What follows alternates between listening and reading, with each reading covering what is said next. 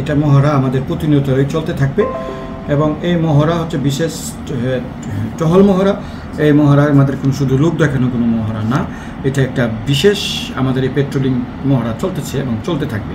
এই মহড়ার মূল উদ্দেশ্য হচ্ছে আমরা পর্যটকদেরকে এবং কক্সবাজারবাসীদেরকে জানাতে চাই যে এই শহর সম্পূর্ণ নিরাপদ এবং এই শহরে আমাদের টুরিস্ট পুলিশের অবস্থান খুবই শক্ত এবং আগত পর্যটকরা যেন কোনো ধরনের ভয় না পায় এবং যে কোনো পরিস্থিতিতে আমরা টুরিস্ট পুলিশ তাদের পাশে আছি।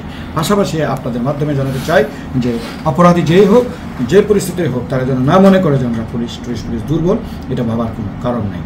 সো আমাদের তাদের বিরুদ্ধে এইটা শুধু মহড়াই না, এটা একটা অভিযান টিম।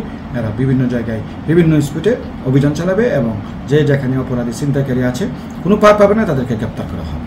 আপনাদের টুরিস্ট পুলিশের পক্ষ থেকে কক্সবাজার যে টুরিস্ট আসতেছে জি, তাদের নিরাপত্তার স্বার্থে কি কি পদক্ষেপ নেওয়া হয়েছে? ইতিমধ্যে আপনি খেয়াল করেছেন গত 15 দিন ধরে বা 2 সপ্তাহ ধরে কোনো ধরনের ছিনতাই আমার পর্যটন এলাকায় ঘটে নাই, আমরা ঘটতে দিচ্ছি না।